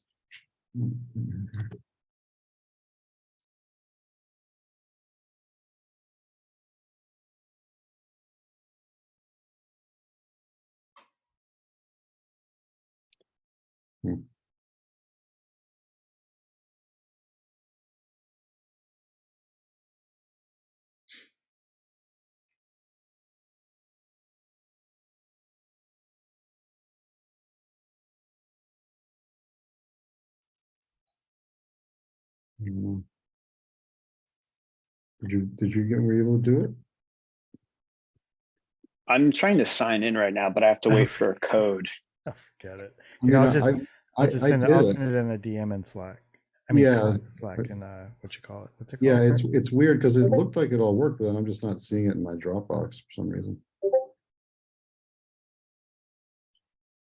So I don't know. Jed or Dre, you guys would know better how this data actually becomes data suitable for, because it's got like, I guess you kind of got to manipulate it a bit. Yeah. It's got like shading. So, Let's see Oh, this. weird. If it's an Illustrator file, is it an Illustrator file? Yeah, yeah. amongst the many, it says EPS, SVG. Yeah. So PNG, the and Illustrator JPEG. file is the best one to start with. And what I would normally do with something like that is I would go and find anything that's shaded and I would just like delete that entirely. So you're just manipulating layers, turn off text. I'd find the lines, like I just put the lens of like, what do I want to cut versus not cut? I'd remove the pockets and put them separately. And those would be proportional cut lines. So keep them the same size, get rid of any. It's like showing like folds. You don't want folds. You just want a flat thing. Yeah. Right? Look for Yeah. the layers, like the layers panel in Illustrator. They may have put different, like shading and folds on different layers that you can just turn off to make it simpler. Yeah. I don't think they were that tidy. But anyway, it's, I don't have the laser cutter, so. Yeah. Oh yeah, actually no. Look, they're saying it is labeled a little bit. Yeah, I'm looking at the files here. I'm trying to. All right, Jed, I just contributed to the cyber animal collection. Oh, nice. That's a good one. I'm gonna Is it a llama? It's a llama. Yeah, I'm gonna play in the world of llamas. See if I can get it. I mean, I'm thinking pack animals, yaks, and Yeah. something like that. These are all maybe this is like a livestock auction auto trader. Yeah. Get Oh, one of these. I love the auto Like trader. a 4-H kind of like the thing that you pick up before the auction as you enter in. Like you pay your $5 to get in, and they hand you a, it's not the racing form, but it's like here's what's on auction today. I like the idea of like that first one with the sheep. It would be good to do a version of goats like that, because then that could be like a goat grazing herd. It's a mechanical, like cyborganic goat grazing fleet that will just come to your warehouse district and spend its days chewing up all the grass and turning it into some kind of like bio material, some biofuel. Yeah, that's good.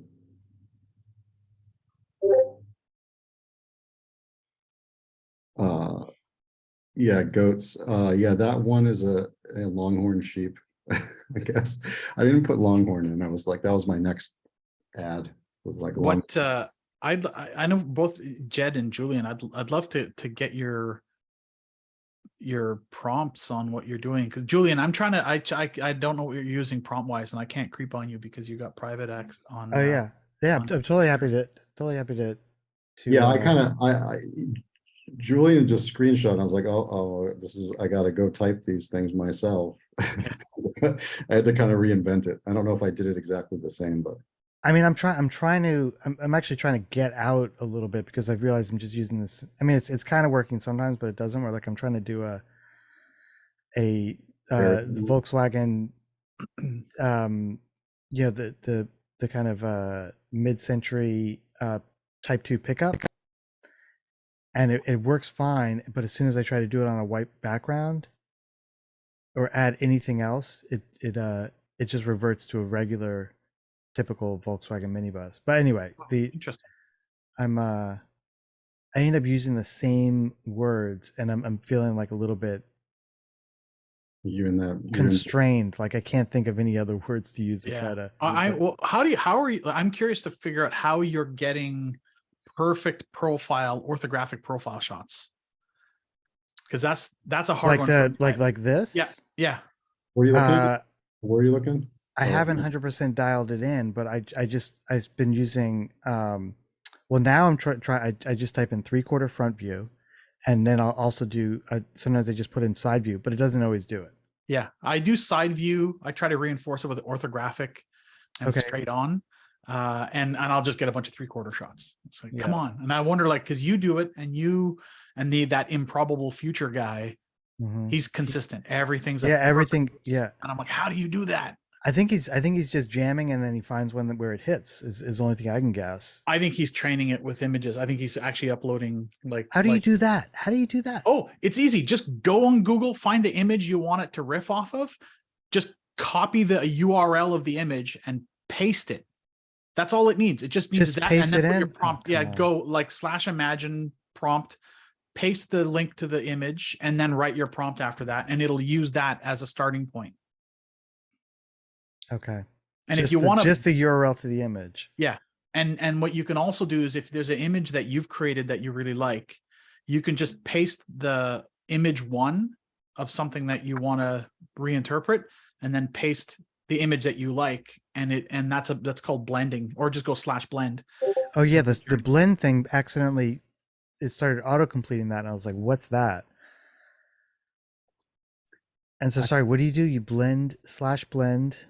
You can basically take two images together. I haven't quite figured out the right way, but like someone would take like a portrait of themselves and then a portrait of like a Disney character that maybe kind of looks like them in the similar angle, and hit the blend, and then it makes a cartoon Pixar version of you. And I've seen somebody take a picture of a person and a picture on a white background and a picture of like a library, and it blended a character in the scene of the library, like in a Okay. similar pose. I haven't figured out the details of it, but it looks good. Yeah. I hadn't looked in months, but I went to the community feed and I was just like, oh my God. It's just bonkers. Yeah, I haven't gone in there, getting in there yet. I still have to sign up for the account. The thing I did was just in the it was just in the Discord, because I was just using your, Yeah. those are the prompts I used. I just chatted them in the Zoom. I think that's what, I'm not exactly sure. I think that's what brought that flock of sheep, Cool. Thanks. that one. You can test it and see. Background Charleston Chew. Oh wait, that's not the right one. Sorry. I was gonna say that. I didn't get any of that at all. Actually, I didn't get a chance to test that one because I ran out of like free whatever. Maybe try that one, but it was just. I'm trying it. Yeah, background white. I was going for like a pink, like the strawberry Charleston chew. Yeah. I was trying to go for like a The weird old pink Charleston Chew. And one that I use with background is I say on white cyclorama background.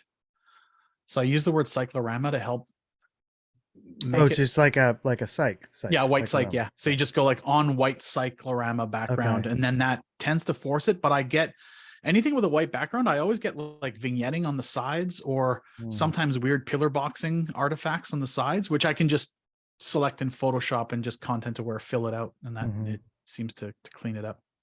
So I found that the white background, Julian, that really helped a lot with getting it, to a cleaner.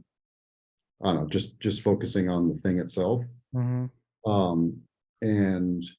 But you guys were just talking about quarter view and this and that, and none of that is in these words here, these prompts here. Is that another level of like tuning that I'm just not seeing? Because you can just try and get it to do like if you want to get a head-on shot or a 3/4 view or a side shot or a rear shot, you can just try to explicitly say side profile shot if you want that proper orthographic look. That's Yeah. just a way of trying to force it to look a certain way, Right, right. or force the object on an angle. Yeah. Yeah, I think actually the text that I put there, I think if you just change it to white background rather than Charleston Chew, that it, Here's Yeah, your here's your it's gonna give it a- here's what it gave me for your Charleston Chew.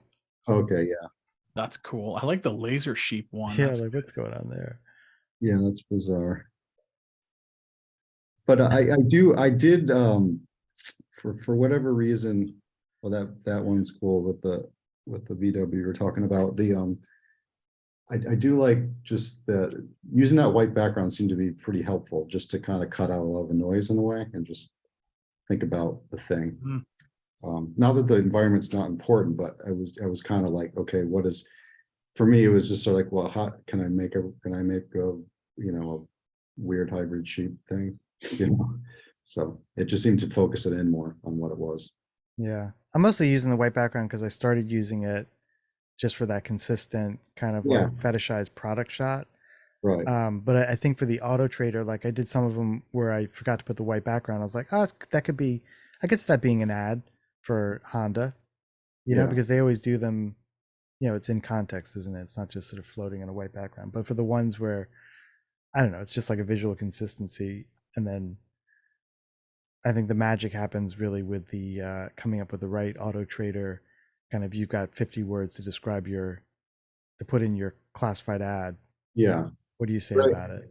Dre, are you where in Can are you on the east or west coast of Can, or maybe not? I'm in Toronto. Okay, you're in the middle, yeah. I was because I the other day when Julian said auto trader to me, I was thinking like there's still a paperback that I flip through whenever I go back to Maine, is where I grew up. Yeah. It's called Uncle Henry's. And it's basically just like I think they have a website, it looks like there. I went to their website. It's Yeah. it's old it's school. exactly what you would expect it to be.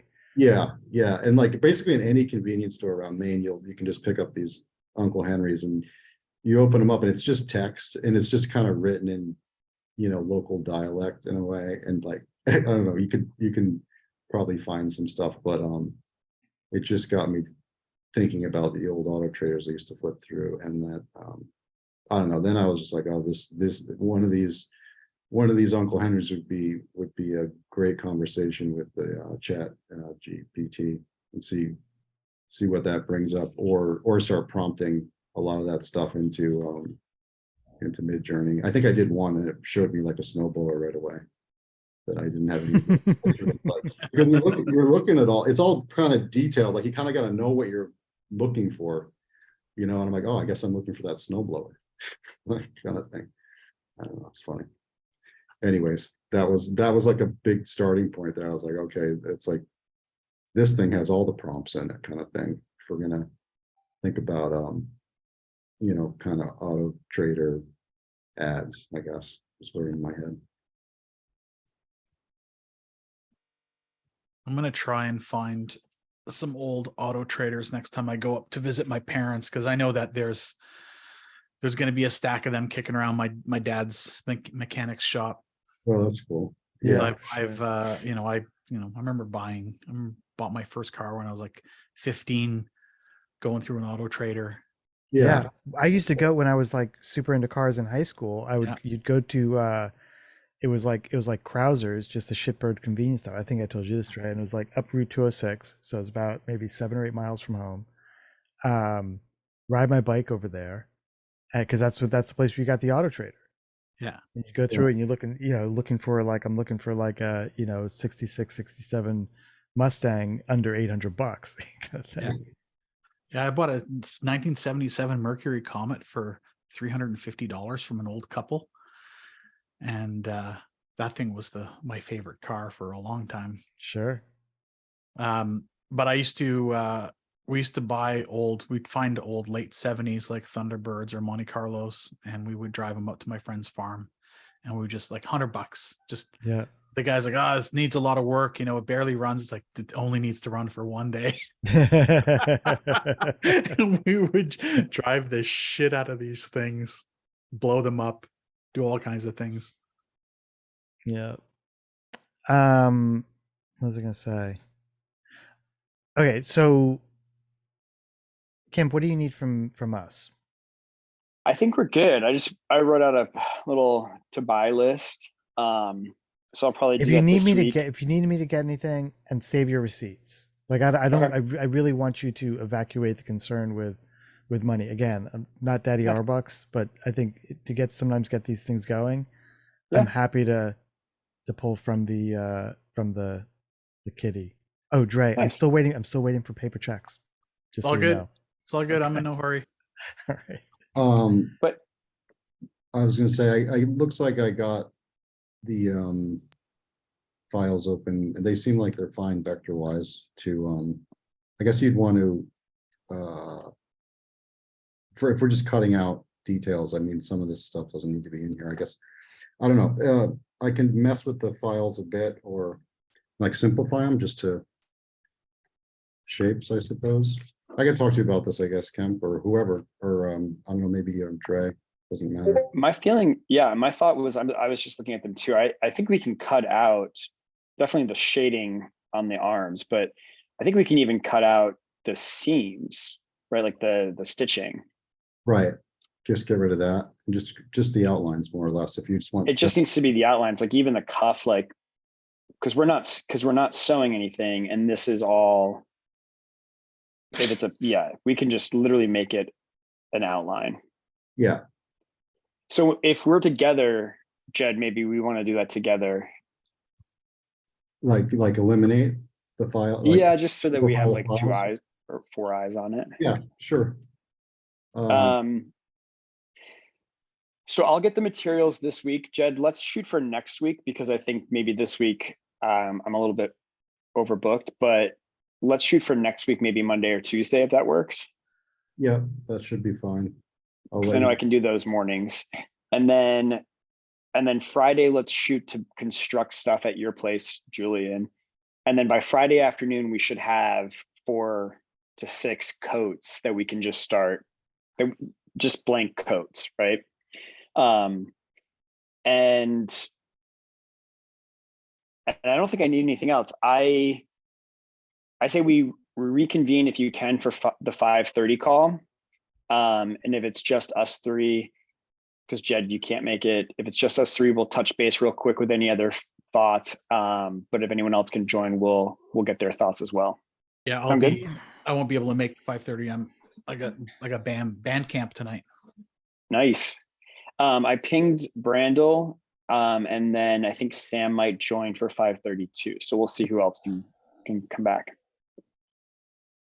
Okay, and then maybe we can use that time. I can. I'm not ready to make it like super public, because it's just it's at that Tinder stage. But I'm doing some merch prototyping. Some of the stuff that I just kind of showed you in the corner of your field of view, Kemp, when you were over. Yeah. Was that something that you showed me a little, Julian, or not yet? Or I think, did I share something to you the other day when we caught up, like Um, the Imagine Harder stuff? a little bit, yeah. You The- just showed for a sec. Yeah. But yeah, I had a little. I had time to reflect on that, and I had some Yeah, it's thoughts. okay. Yeah. Did you do more stuff beyond the pins and the stuff on the Yeah. cards? Let me and you got those, right? I think Yeah. Patrick said you got them. Yeah, I got a bunch. I'm gonna arrange to meet up with Tiff and the other guy. His name escapes me, from Toronto. Simon Hudson isn't in Toronto, is he? He's in Montreal. No, I think he's in Montreal. Yeah. Okay. I might ask you to just drop one of those pins in the mail for him. Yeah, that's not a problem. I'm still trying to firm up a trip to Montreal at the end of February, so I might just, if I go, I'll just bring it to him in person. Yeah. All right. Let me. I'm gonna. I know this sounds clandestine, but I'm not ready for this yet, so I'm gonna just give me a moment here. I'm gonna and so that's what Holy that's what I think. Yeah. Crap, dude! I can't believe. Wow. I think it's got legs. I don't know. Work. I don't know if you can call those legs. That's. I've never seen anything like it. Super excited for it. That's good. I reached out to that into the Instagram that I sent you, Julian, with the AI, the Digital Souls Alliance campaign. Yeah. Yeah, I reached out to that guy.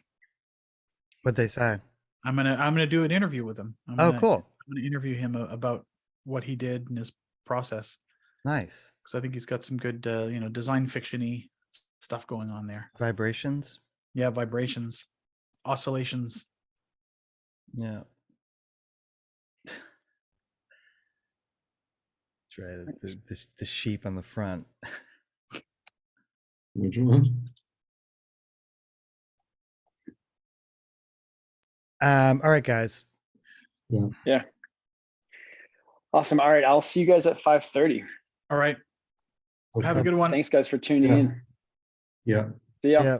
Yeah. Bye. Yeah, so-